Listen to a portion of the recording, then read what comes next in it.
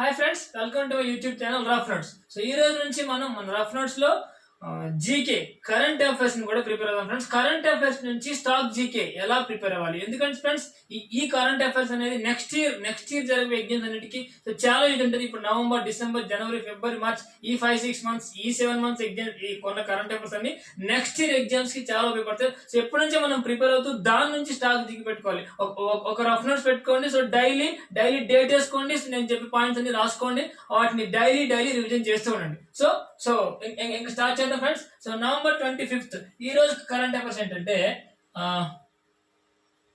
Union minister Jitendra Singh launches vision portal to empower the unprivileged youth. Unprivileged youth ని empower చేయడానికి union minister launches vision portal. Vision portal అంటే ఏంటంటే Viksit Bharat initiative for students innovation and outreach network. Viksit Bharat initiative for student innovation and outreach network. Okay, so ఈ portal ని Jitendra Singh launch చేశారు. So అయితే ఇది question, ఇది యాక్చువల్లీ ఇది ఈ రోజు జరిగిన విషయం. సో దీని నుంచి మనం స్టాక్ జీకే ఎలా తీసుకురావాలంటే, ఈ జితేంద్ర సింగ్ ఏ స్టేట్ కి చెందిన అతను ఏ మినిస్టర్. సో జితేంద్ర సింగ్ జమ్మూ కాశ్మీర్ చెందిన సో అతను independent minister of earth science and technology. So ఇది అతను ఇండిపెండెంట్ మినిస్టర్. సో ఇలా మనకు వచ్చిన పాయింట్ పట్టుకొని సో మిగిలిన పాయింట్ మనం గుర్తుపెట్టుకోవాలి. దీంతో పాటు ఇతను ఎక్కడి నుంచి ఇచ్చారు, జమ్మూ కాశ్మీర్ నుంచి ఇచ్చారు. సో ఇలాంటి విషయాలు గుర్తుపెట్టుకోవాలి. Okay, next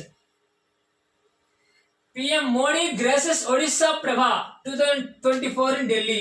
Odisha Prabha 2024 Delhi. Odisha Prabha అనే ఈవెంట్ ఢిల్లీలో అయింది. సో దానికి మన ప్రధానమంత్రి మోడీ గారు అటెండ్ అయ్యారు. సో ఒడిస్సా ప్రభ 2024 ఢిల్లీలో అయింది. ఎక్కడైందంటే ఢిల్లీలో అయింది. సో ఇప్పుడు ఒడిస్సా సీఎం ఎవరు? Mohan Charan Majhi. And Odisha governor Raghubar Das. Odisha capital Bhubaneswar. Okay, so ఇది చాలు. దీని నుంచి మనం నేర్చుకోవాల్సింది ఇది. సో ఒకటి PM మోడీ ఒడిస్సా ప్రభ 2024 ఢిల్లీలో అయింది. దానికి మన మోడీ గారు అటెండ్ అయ్యారు. అయితే ఒడిస్సా సీఎం ఎవరు, ఒడిస్సా గవర్నర్ ఎవరు, ఒడిస్సా క్యాపిటల్ ఏంటి? Odisha capital Bhubaneswar, Odisha governor Raghubar Das and Odisha CM Mohan Charan Majhi. Okay, so ఇలా మనం క్వశ్చన్స్ ని ఇచ్చేసుకుంటూ వెళ్ళాలి. Next Andhra Pradesh government abolish the garbage tax. Andhra Pradesh government abolish the garbage tax ని ఆంధ్రప్రదేశ్ గవర్నమెంట్ తీసేసింది. అయితే ఇప్పుడు ఆంధ్రప్రదేశ్ సీఎం ఎవరు? నారా చంద్రబాబు నాయుడు గారు. సో ఆంధ్రప్రదేశ్ గవర్నర్ ఎవరు? సయ్యద్ అబ్దుల్ నజీర్ గారు. ఆంధ్రప్రదేశ్ క్యాపిటల్ ఏంటి?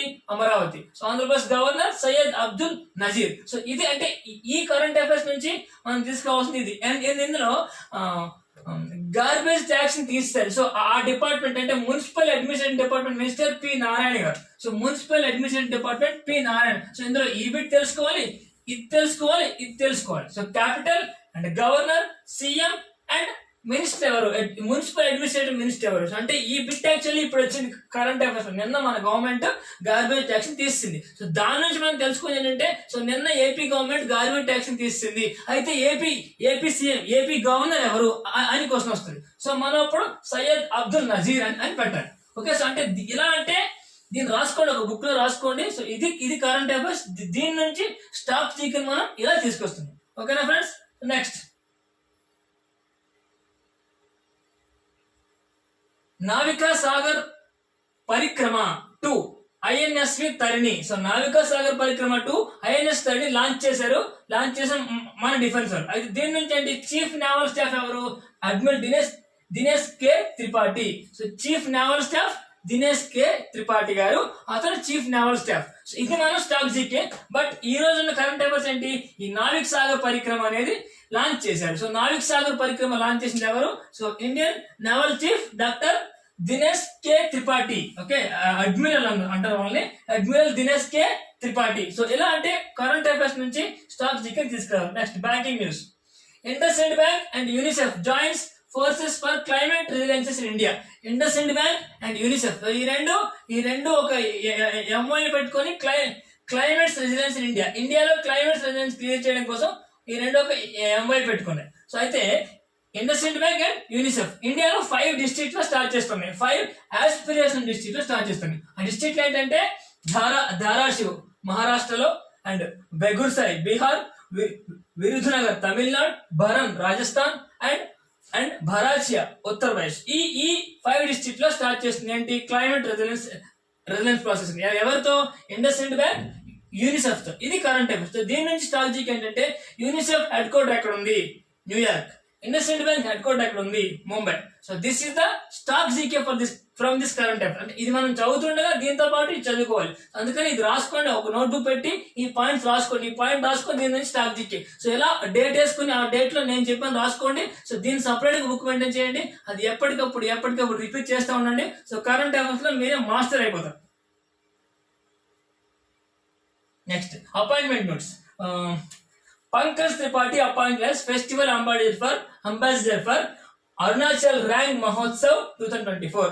అరుణాచల్ ప్రదేశ్ ర్యాంగ్ మహోత్సవ్ 2024 కి ఫెస్టివల్ అంబాసిడర్ గా పంకజ్ త్రిపాఠి గారిని అపాయింట్ చేశారు. సో ఇందులో ఇది కరెంట్ అఫైర్స్. పంకజ్ త్రిపాఠిని అరుణాచల్ రంగ్ మహోత్సవ్ 2024 గా అపాయింట్ చేశారు. అయితే అరుణాచల్ ప్రదేశ్ సీఎం ఎవరు? ప్రేమ్ ఖండు. సో అరుణాచల్ ప్రదేశ్ గవర్నర్ గారు ఎవరు? Lieutenant general Kaivalya Trivikram Parnaik. Okay, Kaivalya Trivikram Parnaik. So ఇది గుర్తుపెట్టుకునే పద్ధతి. సో ఇక్కడ ఈ జీకే నుంచి దీనికంటే అరుణాచల్ ప్రదేశ్ ఇప్పుడు న్యూస్ లో వచ్చింది కాబట్టి గవర్నర్ ఎవరు, సీఎం ఎవరు, ఈ విషయాలను తెలుసుకోవాలి. సో అంటే దీన్ని సపరేట్ గా నేర్చుకునే కంటే ఎలా నేర్చుకుంటే చాలా ఈజీ. గవర్నర్ సీఎంస్ అన్ని సపరేట్ నేర్చుకునే కంటే ఎలా నేర్చుకుంటే చాలా easy. Next RBI and Maldives monetary authority pact to enhance trade with local currencies. అంటే RBI and Maldives monetary authority అంటే మాల్దీవ్స్ గవర్నమెంట్. సో ఈ రెండు కూడా లోకల్ కరెన్సీస్ లో ట్రేడ్ చేసుకోవాలని ఒక ఎంఓయూ క్రియేట్ చేసుకున్నాయి. సో లోకల్ కరెన్సీస్ లో ట్రేడ్ చేసుకోవడానికి ఆర్బీఐ అండ్ మాల్దీవ్స్. అయితే ఇక్కడ ఆర్బీఐ గవర్నర్ ఎవరు? శక్తికంఠ దాస్. అండ్ మాల్దీవ్స్ గవర్నర్ ఎవరు? అహ్మద్ మొనావర్. ఓకే, సో ఇవి బిట్స్. సో అంటే దీన్ని పెట్టుకొని మనం ఇవి నేర్చుకోవాలి. Okay, next ranks. So India among the top 10 countries for AI readiness. AI readiness అంటే ఆర్టిఫిషియల్ ఇంటెలిజెన్స్ ని అడాప్ట్ చేసుకోవడానికి ఏ కంట్రీస్ రెడీగా ఉన్నాయి అని ఒక రిపోర్ట్ ఎవరు ఇచ్చారు? ఈ బోస్టన్ కన్సల్టింగ్ గ్రూప్స్ BCG వాళ్ళు ఇచ్చారు. సో ఆ రిపోర్ట్ ఏంటంటే ఆర్టిఫిషియల్ ఇంటెలిజెన్స్ ని ఫుల్ గా అడాప్ట్ చేసుకోవడానికి ఏ కంట్రీస్ రెడీగా ఉన్నాయని చెప్పి ఒక ర్యాంక్ ఇస్తే మొత్తం 73 కంట్రీస్ ఇస్తే అందులో ఇండియా ర్యాంక్ 10. సో అంటే India is very much ready to apt artificial intelligence very soon. So according to Boston consulting group. Okay, so ఇది గుర్తుపెట్టుకోవాలంటే టాప్ 10 కంట్రీస్ లో ఇది ఉంది, ఇండియాలో ఉంది. ఇండియా అన్నది టాప్ 10 కంట్రీస్. సో ఎలా అడుగుతారు? ఈ రిపోర్ట్ ఇచ్చింది ఎవరు? Boston committee. ఓకే, అలా మనం ఆ స్టాక్ జీకెన్ పట్టుకొని తీసుకోవాలి. Next new giant radio galaxy discovered by MeerKAT. So MeerKAT అనే సంస్థలో ఈ క్యాథరిన్ చార్టన్ అనే ఒక సైంటిస్ట్ ఈ యూనివర్సిటీలో క్యాప్టౌన్ సౌత్ ఆఫ్రికా యూనివర్సిటీలో ఈ క్యాథరిన్ చార్టన్ అనే ఒక scientist so new giant radio galaxy discover చేశారు. ఆ సైంటిస్ట్ టీమ్ అనేది new giant radio galaxy discover చేశారు. So new giant radio galaxy South ఆఫ్రికాలో ఒక యూనివర్సిటీలో డిస్కస్ చేశారు. అయితే మనకు కావాల్సింది South Africa capitals and South African rand. అయితే సౌత్ ఆఫ్రికాకి 3 క్యాపిటల్ ఉన్నాయి. Administrative capital Pretoria and legislative capital Cape Town and judicial capital Bloemfontein. Okay, so ఇది అంటే ఆ నేమ్స్ అలాగే ఉంటాయి, మనం గుర్తుపెట్టుకోవాలి. సో బ్లోయి మస్ సంథింగ్ గుర్తుపెట్టుకుంటే మనం ఇంగ్లీష్ లో మనం అక్కడ కరెక్ట్ గా ఆన్సర్ చేయగలం. There is no need to pronunciation చేయాల్సిన అవసరం లేదు అసలు. ఓకే, సో ఇలా మనకు వచ్చిన జీకేని పట్టుకొని స్టాక్ జీకే నేర్చుకోవాలి. ఇవన్నీ రాసుకోండి ఫ్రెండ్స్, వీడియో పాస్ చేసుకొని రాసుకొని బుక్ లో పెట్టుకోండి. Next North East United FC clinches governor's gold cup victory football. అంటే నార్త్ ఈస్ట్ యునైటెడ్ వాళ్ళు గవర్నర్ గోల్డ్ కప్ అనేది ఫుట్బాల్ టోర్నమెంట్ అయింది. సో వాళ్ళు ఫుట్బాల్ టోర్నమెంట్ గెలిచారు. నార్త్ ఈస్ట్ అంటే ఇటువైపు స్టేట్లన్నీ మిజోరాం, అస్సాం, మేఘాలయ, త్రిపుర, ఆ స్టేట్లన్నీ వాళ్ళు ఫుట్బాల్ బాగా ఆడతారు. సో ఆ ఫుట్బాల్ గవర్నర్ గోల్డెన్ కప్ లో ఫుట్బాల్ గెలిచారు. ఇక్కడ గవర్నర్ గోల్డెన్ కప్ ఫుట్బాల్ సంబంధించింది అండ్ నార్త్ ఈస్ట్ వాళ్ళు గెలుచుకున్నారు. ఎవరి మీద గెలిచారంటే Himalayan SC. Okay, Gangtok Himalayan SC మీద. సో లాస్ట్ ఫైనల్ లో 4-3 పెనాల్టీ పరంగా గెలిచారు. అంటే చాలా మ్యాచ్ చాలా క్లోజ్ వచ్చింది. ఆ క్లోజ్ లో ఈ నార్త్ ఈస్ట్ వాళ్ళు గెలిచారు. గవర్నర్ గోల్డ్ కు ఫుట్బాల్. సో ఇక్కడ మనం గుర్తుపెట్టుకోవాల్సింది నార్త్ ఈస్ట్ వాళ్ళు గెలిచారని అండ్ గవర్నర్ గోల్డ్ కు ఫుట్బాల్ అని గుర్తుపెట్టుకోవాలి. Okay, next Ritika Hooda strikes gold at world military championship. World military championship లో ఈ Ritika Hooda wrestler. So Ritika Hooda wrestler ఈవిడ వరల్డ్ మిలిటరీ ఛాంపియన్షిప్ లో గోల్డ్ గెలుచుకుంది. సో రితికా హుడా, ఓకేనా, Ritika Hooda clinched gold medal 76 kg category world military championship, becoming a second Indian woman to win the gold in the event. This event comes on the heel to Jyoti Siga's triumphs on the 55 kg category, making a moment of debut of Indian women's continent at the prestigious tournament. The prestigious tournament anta, so even a second woman to clinch the gold at world military championships. World military championships లో Rita హుడాకి gold వచ్చింది. రీతా హుడా గుర్తుపెట్టుకోవాలి. ఇంకా మీరు చూసుకోవచ్చు రీతా హుడా ఏ state నుంచి అని కూడా మీరు చేసి తెలుసుకోవచ్చు. Next Antonsen trims China Masters. Antonsen shuttle badminton. So ఈ ఆంటోసన్ అనేవాడు చైనా మాస్టర్ ఆ బ్యాడ్మింటన్ ని గెలుచుకున్నాడు 2024. China master 2024 was won by Antonsen. Okay, so అది గుర్తుపెట్టుకోవాలి మీరు. And next IPL 25 auctions. So IPL 25 auction లో Rishabh Pant is the most expensive buy. So Rishabh Pant is the most expensive buy. LSG Lucknow super giants వాళ్ళు కొనుక్కున్న రిషబ్ పంత్ ని so most expensive I think 27 crores కొనుక్కున్నారు. So ఎవరు? LSG వాళ్ళు కొనుక్కున్నారు రిషబ్ పంత్ ని. సో IPL 2025 ఆక్షన్ లో ఫస్ట్ డే లోనే వచ్చింది. ఓకే, ఫస్ట్ డే లోనే ఆక్షన్ అయింది. మొత్తం ఎంతమంది ప్లేయర్స్? 72 ప్లేయర్స్ ఆక్షన్ లో ఉన్నారు. 416 crores అమౌంట్ అందరి దగ్గర ఉంది. ఓకే, అందులో క్యాప్డ్ ప్లేయర్స్, అన్క్యాప్డ్ ప్లేయర్స్ అని ఉంటాయి. So Rishabh Pant is the most expensive buy. International day for elimination of violence against women is 25th November. So November 25th అనేది international day for elimination of violence against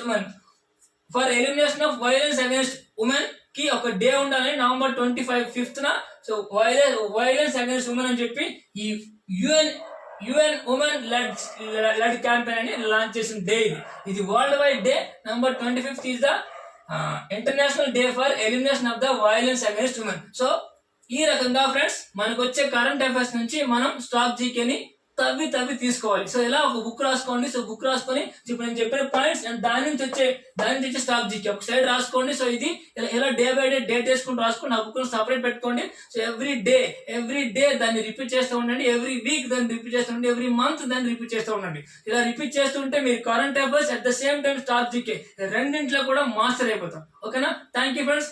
please మీకు video నచ్చినట్లయితే like చేయండి, మీ friends కి share చేయండి. So ఖచ్చితంగా subscribe చేసుకోండి. Thank you so much.